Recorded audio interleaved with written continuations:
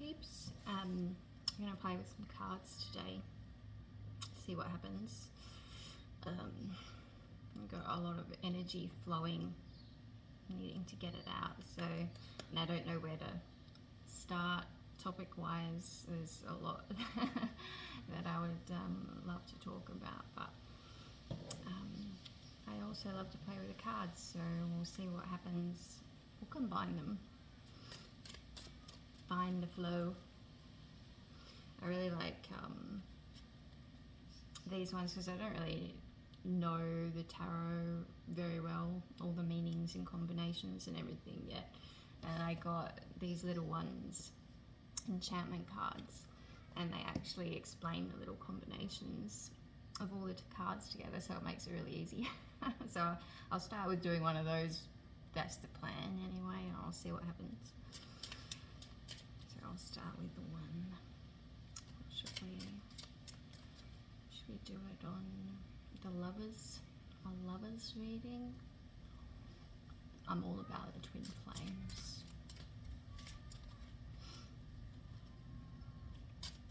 I don't know, that might hit me too close to home. Always sends my energy out of whack when I do that.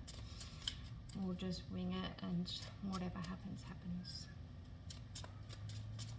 Whenever I think that a message relates to me, I start getting like triggered and then I can't do it properly. So we've got the cross to start off with. That one's come up heaps for me recently, actually. So the first one is the main subject. We'll see what the cross means. I mean, initially it comes across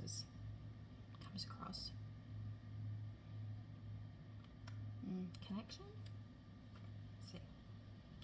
Oh, this burden I feel so heavy in my heart. The bitter sorrow and pain just tears me apart. The hardship of life causes misery and despair. Trials and tribulations of the cross that I bear.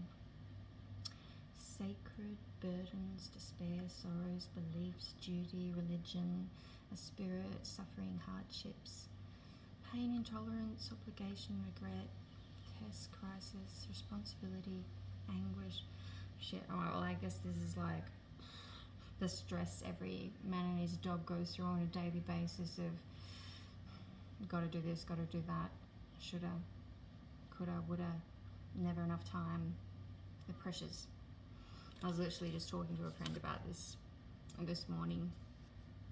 Shout out to you. Love your work.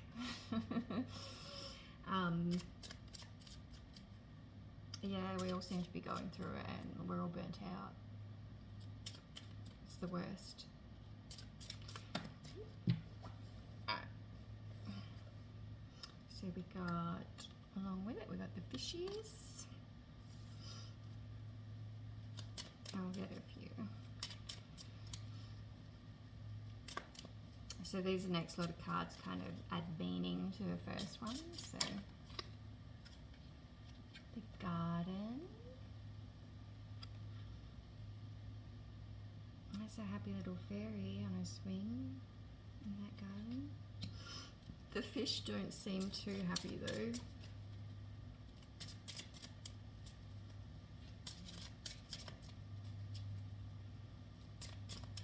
Is it a badger? That's cool.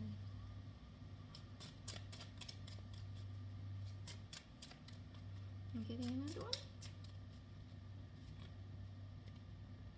Clouds have come up a few times too. Alright, so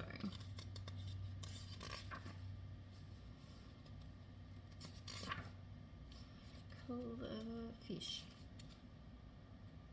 Deep suffering, money woes, deep shame, financial crisis, financial test, stress test, financial struggle. Yep, I can relate to that one. So that's that part of the stress. 20. Garden, public crisis, garden temple, public suffering, public duties, public work. worship, public shaming, public burden. Is that like other people, or that like that's like society's opinions and shaming and ideas of what you should be doing? I mean, is that like someone publicly doing that to you, or is that your idea that their society is viewing you that way? Both pretty shit, but one's kind of, I guess, in our mind, and the other one is actually in our reality. So I guess one, I mean, they're both pretty shit to deal with, to be honest. For you, they're either real, whether it's actually happening and someone's doing it to you, or you think society is just hammering that into you. Perceptions though, right? Cloud 6. Guilt, torment, mental anguish, mental strain, great despair, confused about religion, mental health testing, mentally exhausted, gloom and doom, unclear obligation, drug test, uncertain pain. Well, that's just a lot of freaking fear and oh my god, like what is this reading? And it's interesting that I was literally talking to my friend about this morning, and so many people in society are dealing with this. Oh, it just gets me freaking anxious, like thinking about it. Well, if that's the situation, what can we do about it?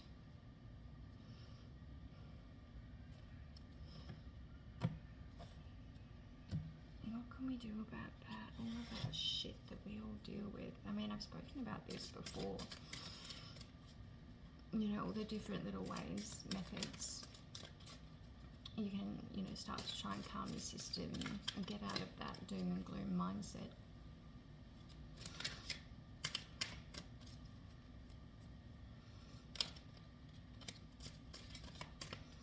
For me,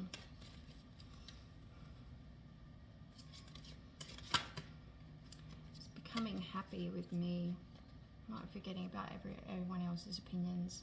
It's that self-sovereignty. If you get to a place where no one's opinions of you affects you, or you can really deal with it, process it at the moment without you being triggered, your life is a hell of a lot more easy. Really hard to do for especially people pleasers. Like, I used to be a people pleaser. I feel like I just went along with what everyone else wanted my entire life. I was silent, a silent player in my own life. Like, I was playing a bit role in my own life.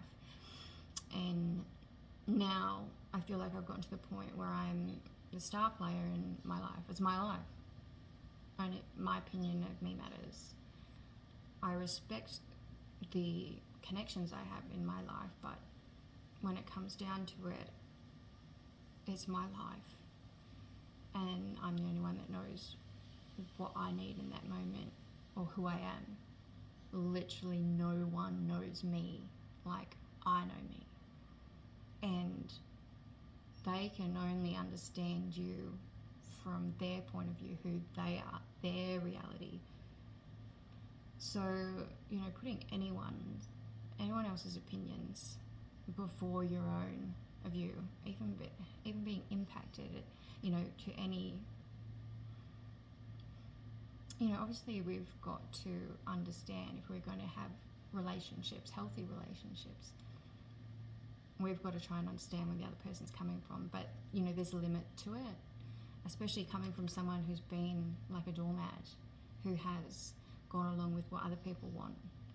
It's really hard to break those patterns, and sometimes it's very triggering for the other people that seemingly have always had a hand in what you do. I'm having that experience in my life now, where my relationships have, I mean, one recently just blew up extremely because I had just had enough of the manipulation and the control. tactics that were always used and I always accepted because I could see right through it as a family member. So, you know, I just let so much stuff slide, but it got to a point where I could not accept that in my life for one more day. And it really triggered an explosion in that other person because they don't understand my experience of our relationship our whole life. They've only experienced from their side because I've never voiced what I see, what I hear, what I think. I've just accepted and gone along with it for the ride because I thought I had to. They have no idea what my opinions have been for 40 years or what I've been feeling for 40 years. It's now that I've made the change and kind of said my piece, but to them, it's like they can't put two and two together because they don't know me. And this is a really weird thing when it happens. I know what's been going on, so it doesn't really seem that big a deal to me to say finally I'm not putting up with this anymore. But they don't understand. They don't understand what I'm talking about because they're living in their own little in their world, in their reality, what they've seen for the past 40 years. So it just doesn't gel. And then some really big changes can come afoot when you actually become self-sovereign and really realize that no one has control over you but you.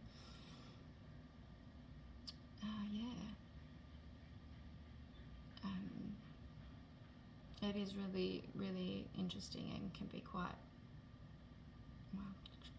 dramatic when it happens, but also by this point you kind of understand that it's all part of it. And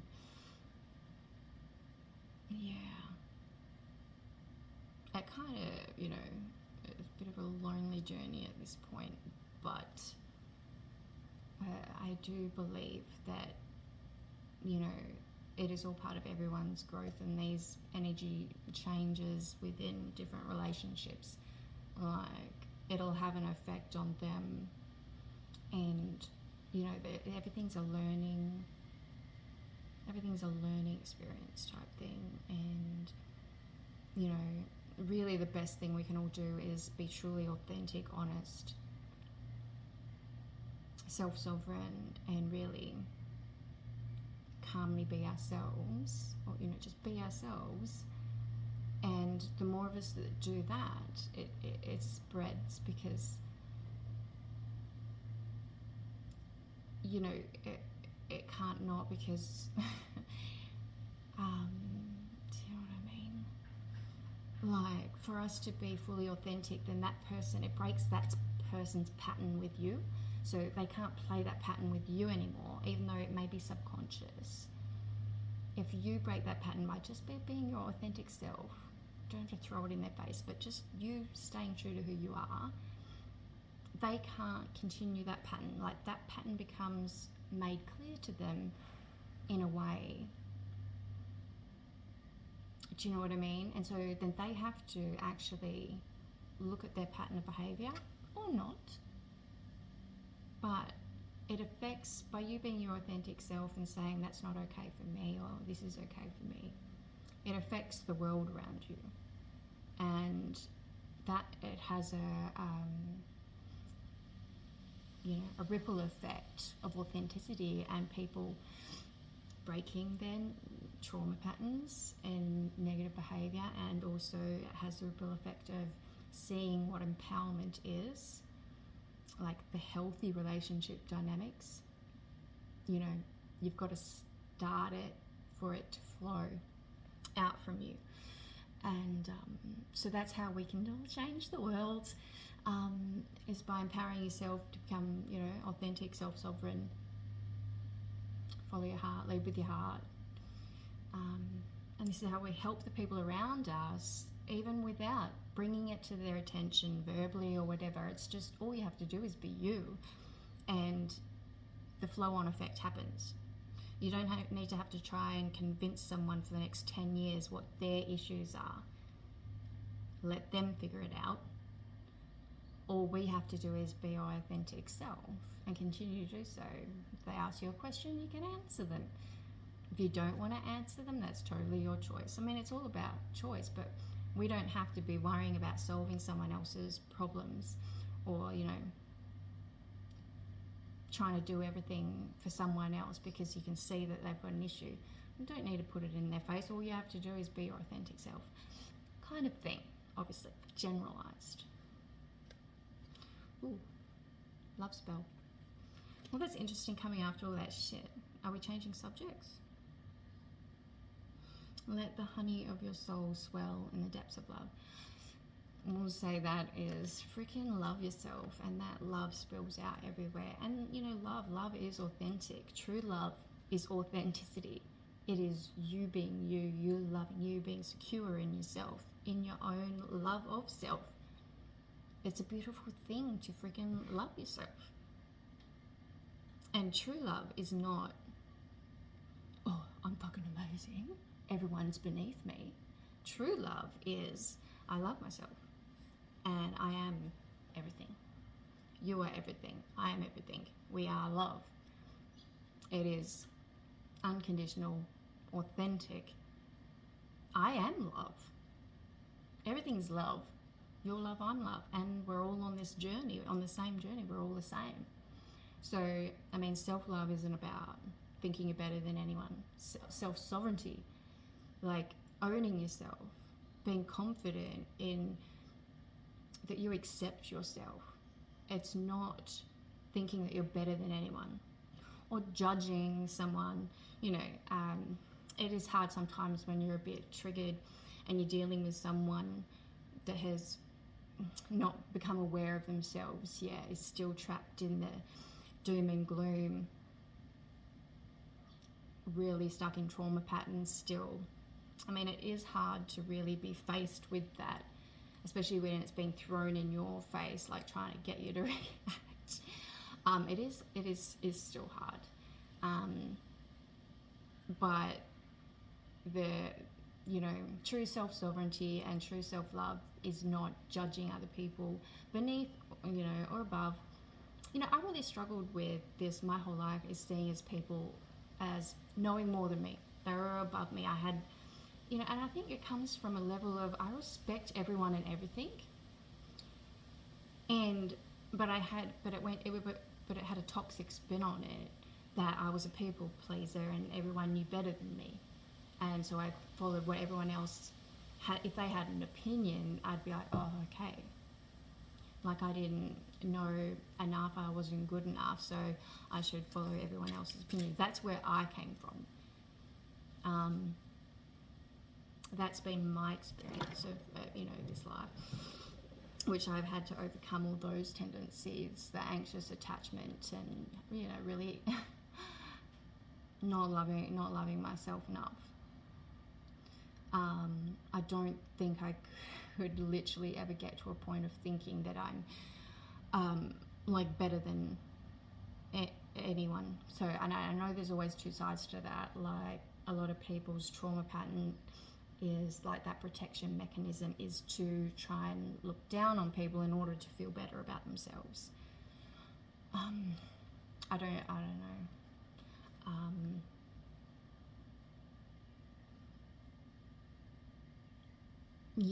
Or that they know more, or that whole better than, or like I'm less than, or I'm better than, really so much of it like comes down to that. And then, but really both sides are coming from kind of the same place as, I'm not good enough, so I have to try and control the situation, or kind of thing, you know what I mean? But it comes across in two completely opposing different ways, and that's the trauma bond of maybe those two. In a lot of relationships, there's one person trying to please and always gets done over. There's the other one that like wants to control everything all the time, but really feel very empty and weak inside, or not capable. Playing out two different ends of that spectrum of the I'm unworthy, so I've got to try and be worthy of whatever. I mean, I think we all know kind of that kind of experience in relationships and stuff, even politics and freaking society in general, judgmental freaking opinions of everything.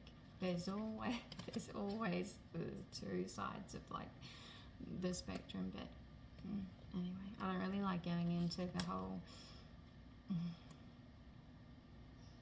because it is a journey for everyone. No matter which end of the spectrum you're on, we've all got to overcome those trauma patterns, and both ends, it is hard to do, but it is possible. First of all, you've got to understand that there is the spectrum and accept where you currently are on it and where you want to be or need to be on that spectrum in order to be a balanced human being, to have a healthy relationship with yourself and everyone else.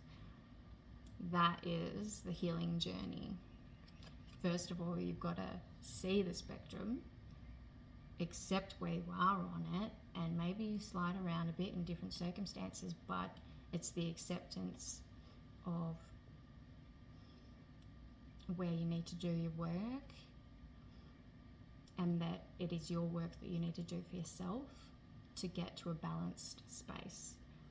We can't be trying to make other people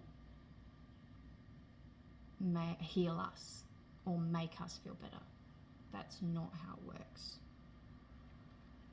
Really hard to accept when you're deep down in it. Totally get it. But yeah, self-ownership, self-sovereignty is the place to start, is that we're responsible for ourselves. And we've got to take responsibility for ourselves and our healing journey.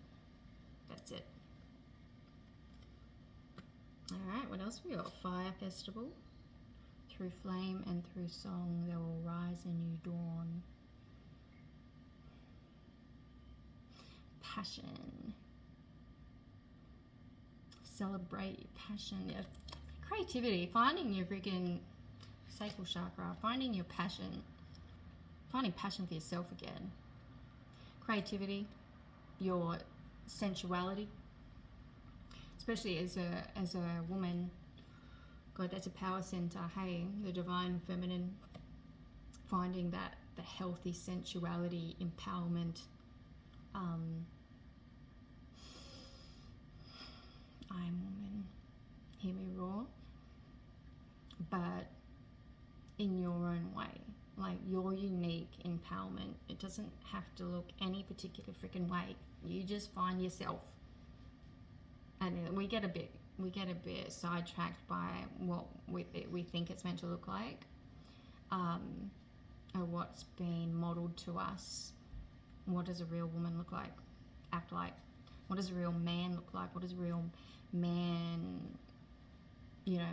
act like? Divine masculine, divine feminine. What is that? What is that meant to look like? It's not meant to look like anything. It's authenticity. It looks like what you make it look like, what you are. When you're a balanced, empowered being within yourself, balanced love for self, and that is what it looks like. So let us know when you get there. It looks like how you want it to look like, whatever comes out of you. And that is the freaking amazing thing, is that we create it. When you get to that space of self-sovereignty and knowing yourself and accepting yourself so much that you're allowing yourself to express that what has been buried, hammered down deep inside. I mean, it is a little bit scary because you don't really know what's there, but it's beautiful because it's the pure you. So you don't need to be afraid of it. I mean, definitely takes a lot to get to the point of allowing it to come up and voice it and act it and feel it. I mean, I buried that fucking deep down. Mine was freaking squished little ball inside.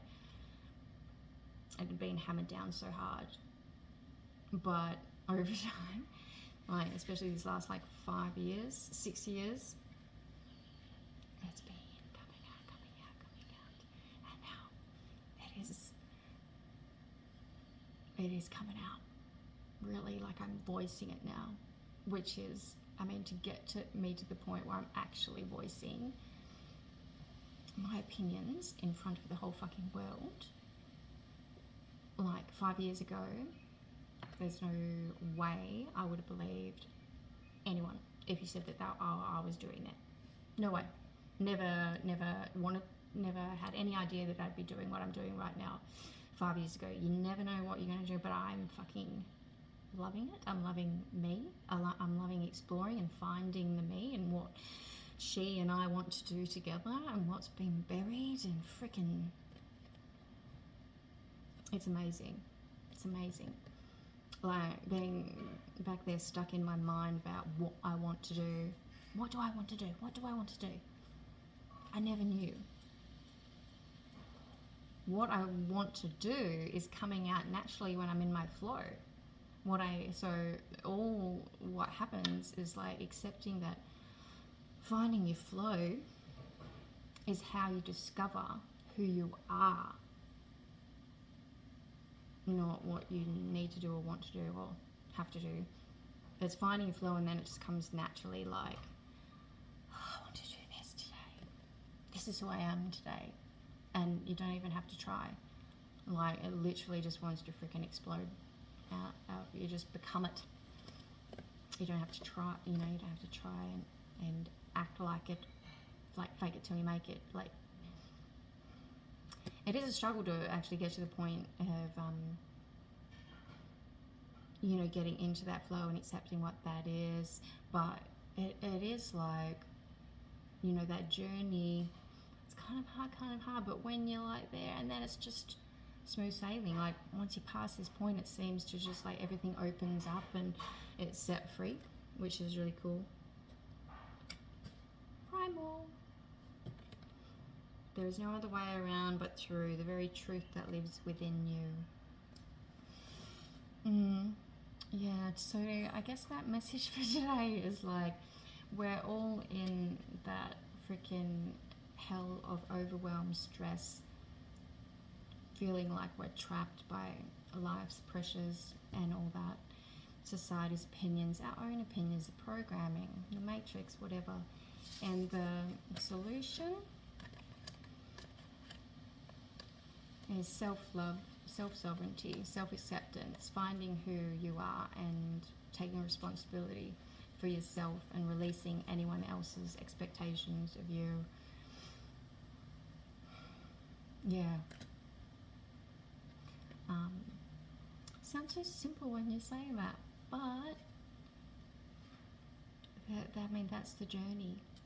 Self-acceptance. And alright, so self-acceptance, self-love doesn't mean you deny your shadow side, right?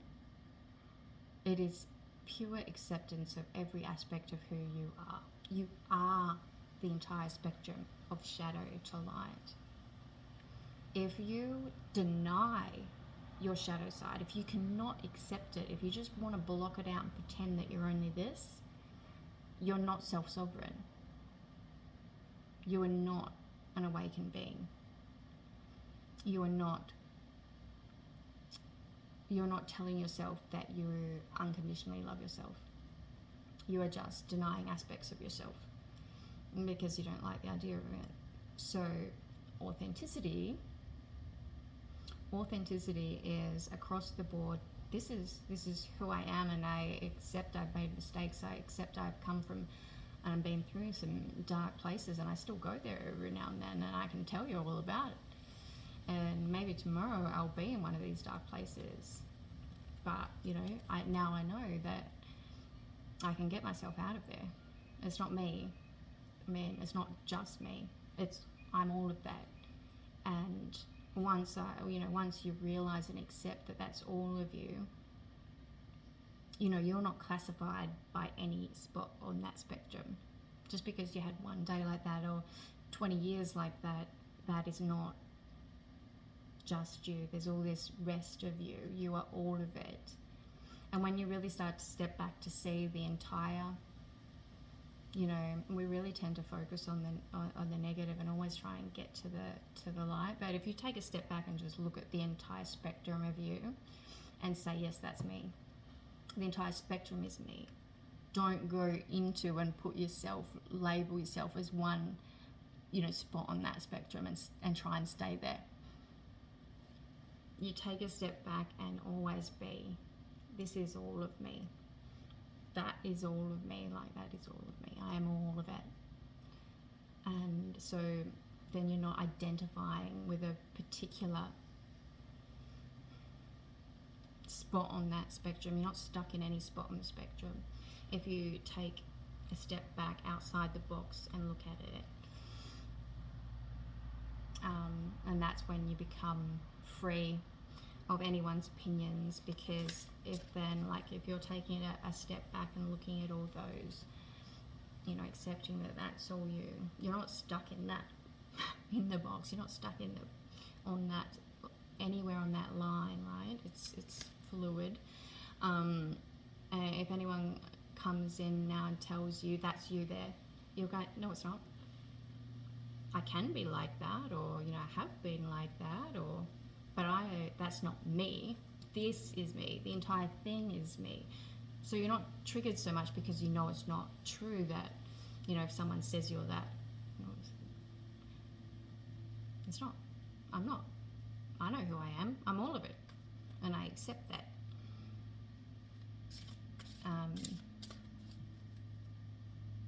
Yeah. And, you know, our shadows, like, you know, those dark aspects, all the shit that we go through and the traumas that we overcome, you know, those hard roads that we travel, is where we learn so much about ourselves, the resiliency and the strength and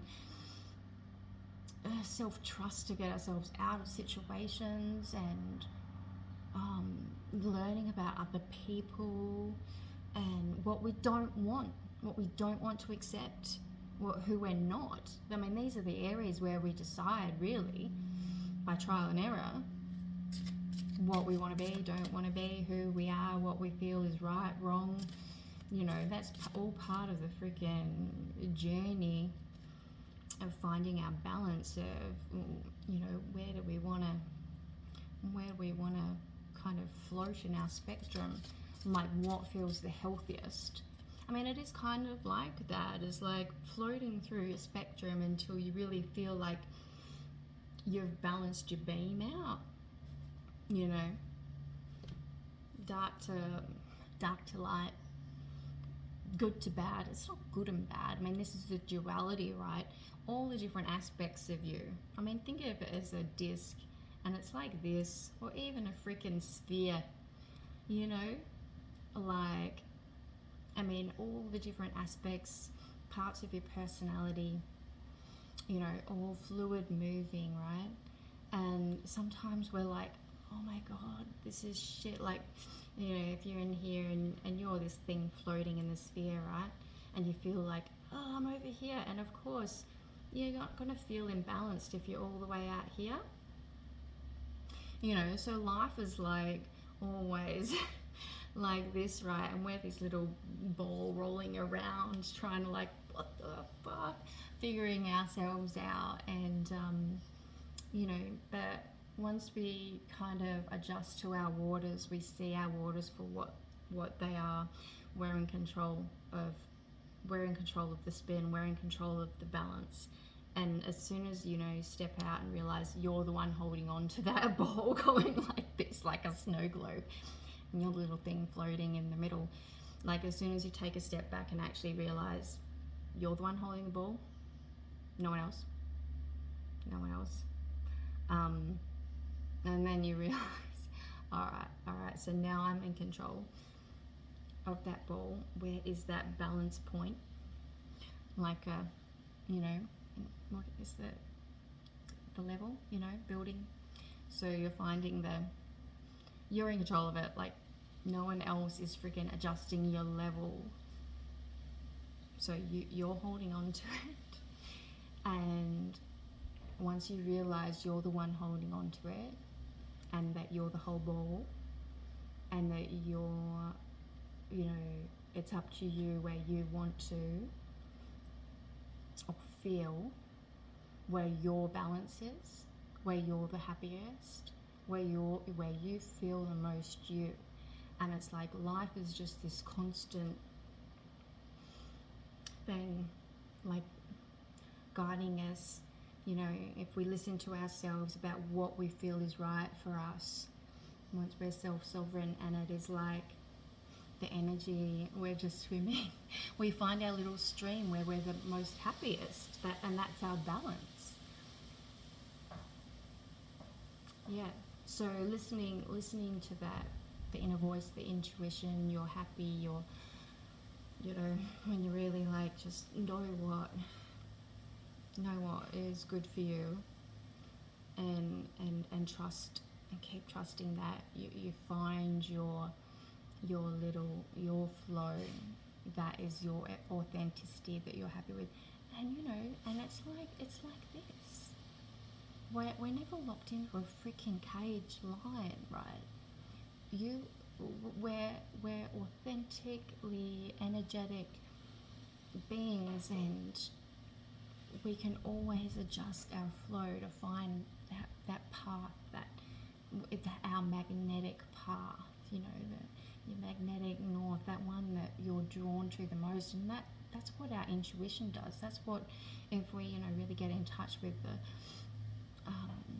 you know, animal instinct, the intuition, connection to the universe, to yourself, listen to your higher self. Like, this is what, it's the magnet that the feel-good magnet, the you magnet.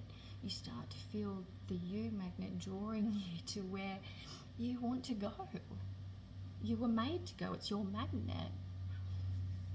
Yeah. Which is a pretty amazing experience. But yeah, you've got to release. You've got to really release attachment to, like, having to know what's going on.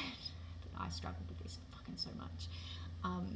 But to trust yourself that you know what's best for you, and to just go with that flow without having to know exactly where that flow is going and what's going to happen. It's just trusting that your magnet, your higher self, knows where you want to go. So please trust me to get you there. Just please trust me, and it will be so much easier. Don't fight the flow. Don't fight, you know, just go with it. I'm trying to guide you there. I know exactly what you want, and this is the flow. Just trust, just trust.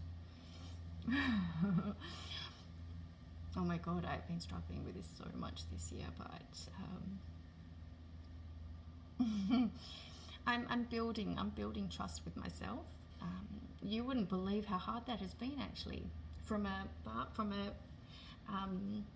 place of coming from a people pleaser, putting all my power, my life in other people's hands. Pretty much, I handed over that my entire life. I won't go into that now, but because I've overcome it, I'm overcoming it.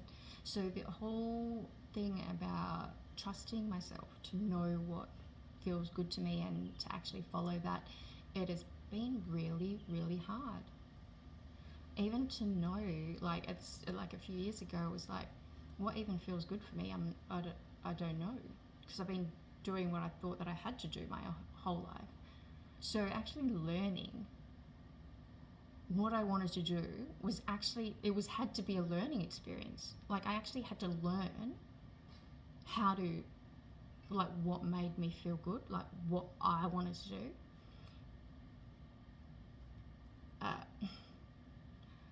That was a real big turning point, realizing that I don't even know what I truly like doing or would want to do, like having to learn that from scratch again.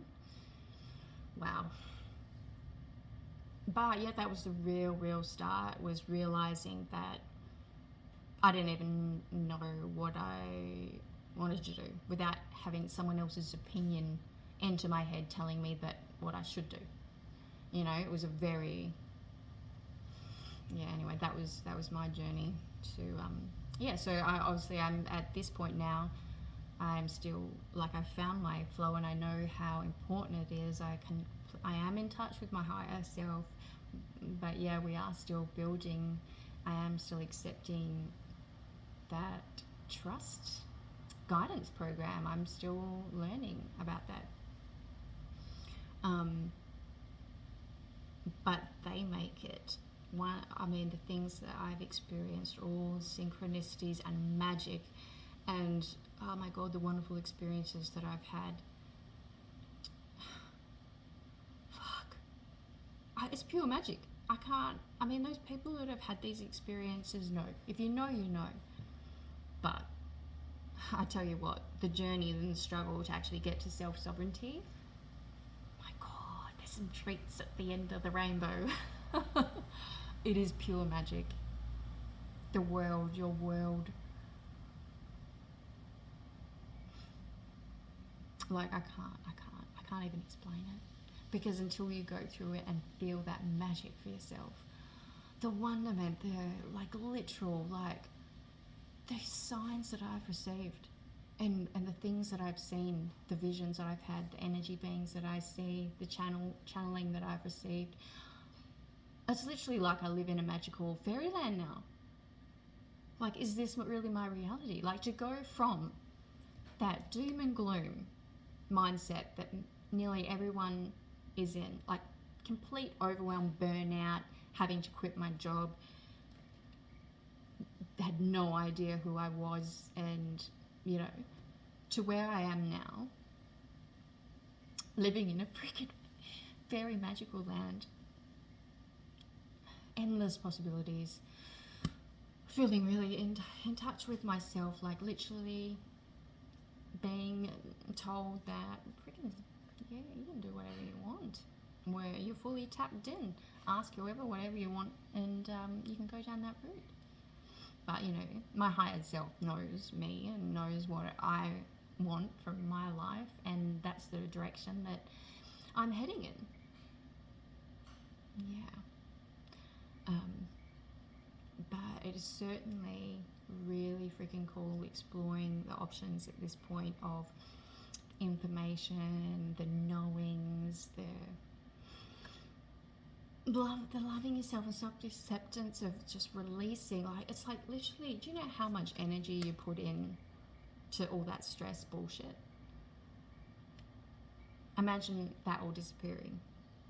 Imagine how much energy your brain would have, how much space in your energy field that is taking up. Remove all of it.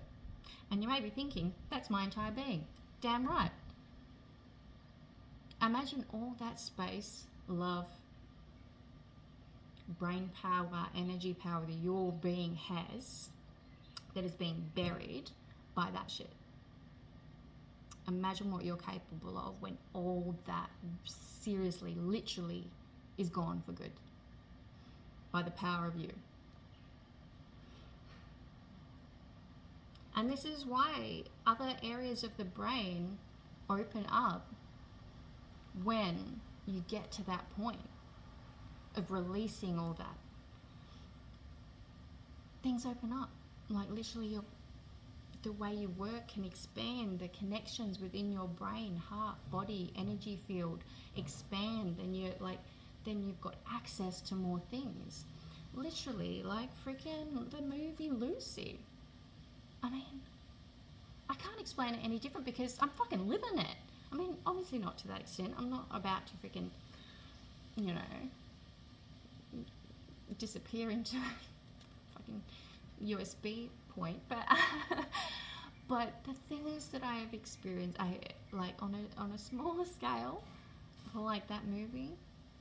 I mean, that's what my experience has been like, and drugs have been a part of it, and I have no shame in admitting that. And I'm going to go like delve deeper into all the different drugs and what I feel like the benefits and the impact they've had on me and my like healing journey and my awakening and all that. I'm gonna go further into that because I think it has had actually really it has been a big part of it, without a doubt.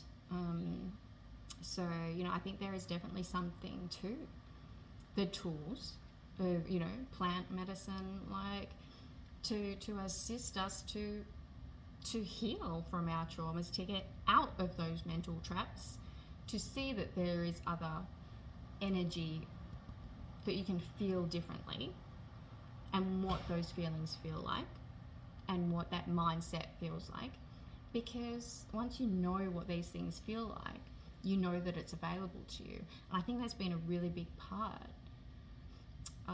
That's a different that's a different video. I'll get to that one soon. I've been really wanting to do that because I'm really interested by it. I think it's got, I mean, obviously we all know there is a lot there, which is really good, but I am going to get a bit further into it from my experiences. But anyway, I hope that helps. Love you all.